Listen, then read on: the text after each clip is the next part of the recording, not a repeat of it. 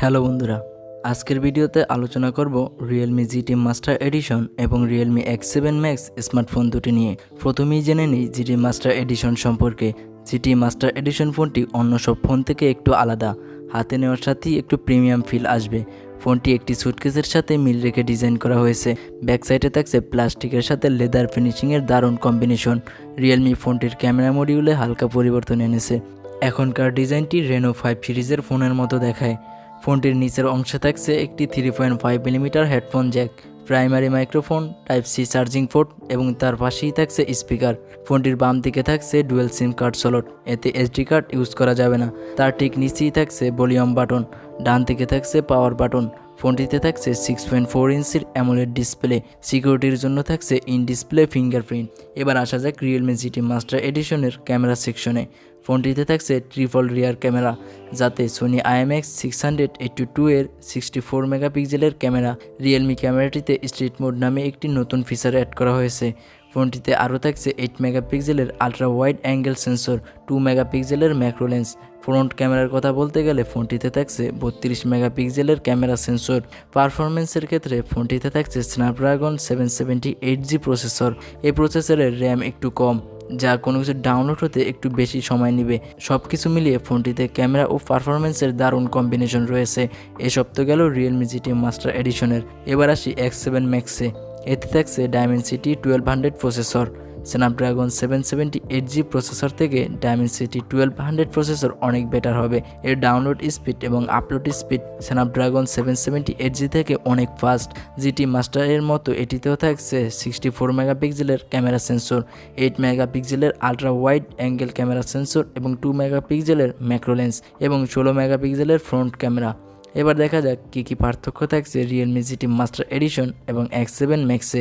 দুটো ফোনেরই ব্যাক সাইডে থাকছে প্লাস্টিক, তবে X7 ম্যাক্সের ব্যাক সাইডের প্লাস্টিকে থাকছে টেক্সচার ফিনিশিং এবং গ্লোসি ফিনিশিং, যার কারণে ডে টু ডে ইউজে খুব সহজেই হাতের ছাপ লেগে যাবে। তবে ফোন দুটি অনায়াসে হাতে অ্যাডজাস্ট হওয়ার মতো। দুটি ফোনই ওজনে হালকা এবং ওজন প্রায় 180 গ্রামের কাছাকাছি। ফোন দুটি দেখতে প্রায় একই রকম, তবে জিটি মাস্টার এডিশনের বিল্ড কোয়ালিটি তুলনামূলক ভালো। দুটি ফোনে তেমন কোনো আহামরি পার্থক্য নেই, ডিসপ্লে কোয়ালিটি একদমই সেম। জিটি মাস্টার এডিশনের ডিসপ্লে প্রোটেকশন হিসেবে কিছুই ব্যবহার করা হয়নি, কিন্তু X7 ম্যাক্সে ডিসপ্লে প্রোটেকশনের জন্য থাকছে dragon trail glass. User interface সহ বিল্ড কোয়ালিটিতে বেশি ব্যবধান খুঁজে পাওয়া যাবে না।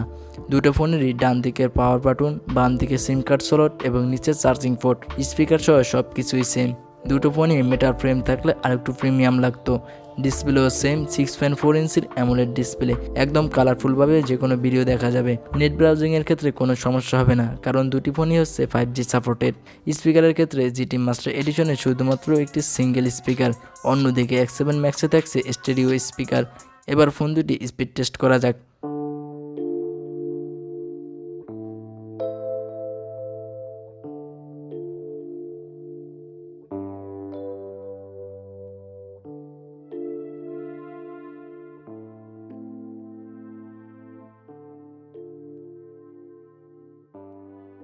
এখানে ডায়মেনসিটি 1200 প্রসেসর কিছুটা ফাস্ট।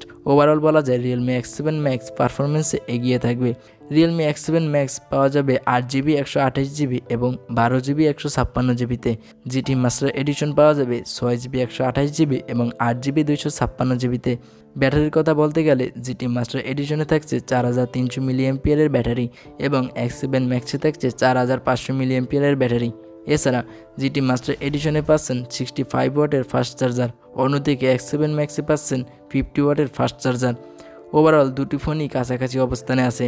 সাধারণ ইউজারদের জন্য জিটি মাস্টার এডিশন বেস্ট হবে, অন্যদিকে যারা হেভি নেট ব্রাউজিং করে এবং হাই কনফিগারেশন অ্যাপ ইউজ করে তাদের X7 ম্যাক্স নেওয়াটাই বেটার হবে। এবার ফোন দুটির প্রাইস জেনে নেই।